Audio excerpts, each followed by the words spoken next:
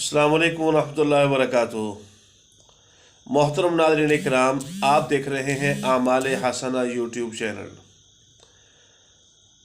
गुज़श्ता रोज़ हमने आपके सामने कुरान करीम की एक आयत मुबारक तिलावत की थी, सूरह हुजुरात की, या अय्युहल्लज़ीना आमनू इज्तनिबू कसीरम मिनज़्ज़न्नि। इसका मफ़हूम ये है कि ए ईमान वालो, इज्तनिबू कसीरम मिनज़्ज़न्नि, बहुत सारे गुमानों से बचो। इन्न बाज़-ज़न्नि इस्मुन, बेशक बाज़ गुमान जो होते हैं वो निरे गुनाह होते हैं। वला तजस्ससू, और जासूसी ना करो। वला यग़्तब बाज़ुकुम बाज़ा, और एक दूसरे की चुगली मत करो। नाज़रीन इकराम, हम अल्हम्दुलिल्लाह जिस मुल्क में रहते हैं उस मुल्क की बुनियाद इस्लाम के नाम पर कायम हुई।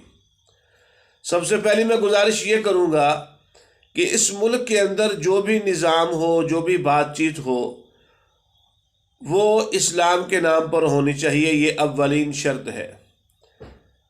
और पुराने अकाबरीन ने और इस मुल्क की बुनियाद कायम करने वाले उलमा ने, सलाहा ने, और जितने भी कायदीन थे, जितनी जमातों पर मुश्तमिल थे, उन तमाम हजरात ने जितने भी कवानीन और आइन जो पास किए थे वो तमाम के तमाम इस्लाम के हक़ में थे। इस वक्त भी हम बहुत बड़ी बदकिस्मती का शिकार हैं कि हम में से हर शख्स को, बल्कि अक्सर लोगों को इस्लामी आइन के मुतालिक, पाकिस्तान के आइन के मुतालिक मालूमात नहीं है। नाज़रीन इकराम, इंतहाई खूबसूरत कवानीन है पाकिस्तान के। बदकिस्मती ये है कि ऊपर से लेकर नीचे तक कोई भी शख्स उसके ऊपर ना तो वाकफियत रखता है और ना ही उसके ऊपर अमल करने को तैयार है। तो इस आयत मुबारक की तरफ मैं आपको लेकर आता हूँ। इस आयत मुबारक में अल्लाह पाक जल्ल शानहू ने ईमान वालों को मना किया है कि ना तो बदगुमानी के अंदर पड़ो। मिसाल के तौर पर एक आदमी ने एक मुख्तसर सी बात की है, या बात तो मुकम्मल की है, लेकिन आपने उसकी मुख्तसर बात सुनकर उसके ऊपर फतवा लगाना शुरू कर दिया। कुरान पाक में आता है, या अय्युहल्लज़ीना आमनू ला तक़रबुस्सलाह, ए ईमान वालो नमाज के करीब ना जाओ। कब? जब तुम नशे की हालत में हो। तुमने सिर्फ इतनी बात सुनी, नमाज के करीब ना जाओ, और जाकर ढंडोरा पीट दिया, या उस आदमी के ऊपर बरसना शुरू कर दिया, जिस तरह हमारे एंकर हजरात करते हैं। बात पूरी होने से पहले शोर शराबा कर देते हैं, इस बात का क्या मतलब, इस बात का क्या मतलब। ये बहुत बड़ा शैतानी प्रोपेगेंडा है। दूसरी बात यह है कि मैं हूँ, आप हों, कोई आज़मी मुल्क के से बाहर से आया हुआ हो या मुल्क के अंदर का हो, मुसलमान हो या कोई भी हो, उसके मुतालिक हमें जासूसी करने का शरीयत ने कोई हक़ नहीं दिया।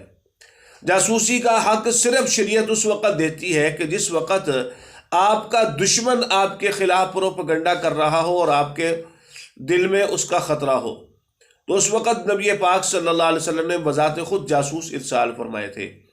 और ये काम सिर्फ और सिर्फ हुकूमतों का है, एजेंसियों का है, और वो काम बखूबी अंजाम दे रहे हैं। ये अलग बात है कि वो जगह जगह पर जासूसी करते हैं, लेकिन उनको भी जासूसी का हक़ सिर्फ और सिर्फ इन मामलात के अंदर है कि मुल्की मामलात ख़राब ना हो। अगर वो हमारे घरों तक आने की कोशिश करेंगे तो ये मुजरिम होंगे, अल्लाह के यहाँ जवाबदेह होंगे।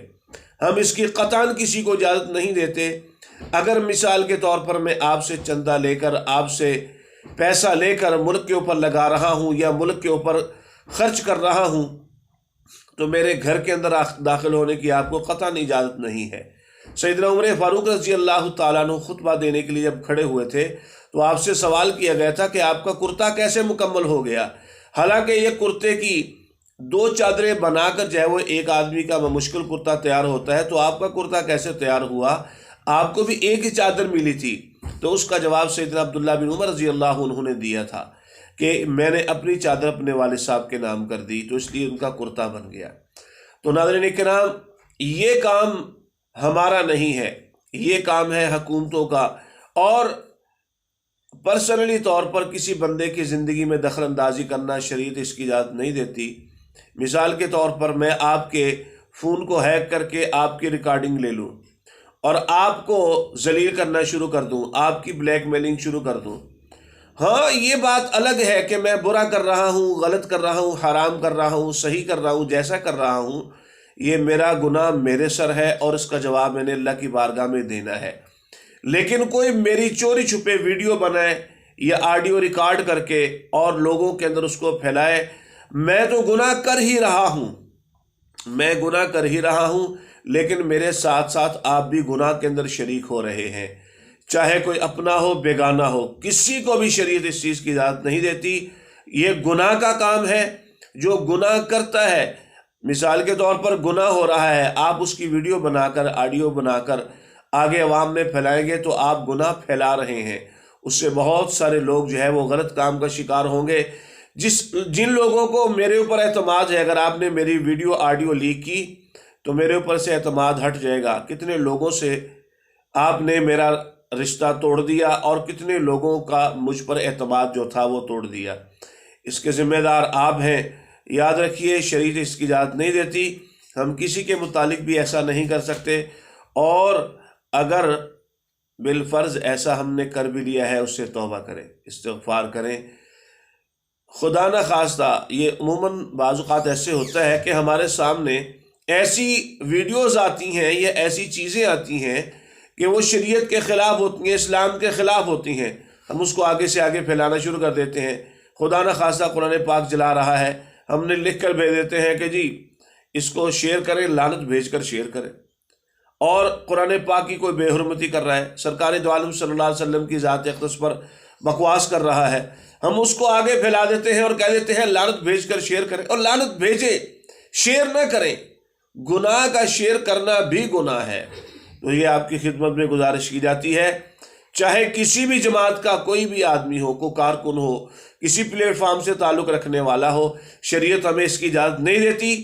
اور دوسری گزارش اگلی ویڈیو میں ابھی آپ کے سامنے عرض کریں گے انشاءاللہ العزیز۔ تب تک کے لیے اجازت دیجیے، السلام علیکم۔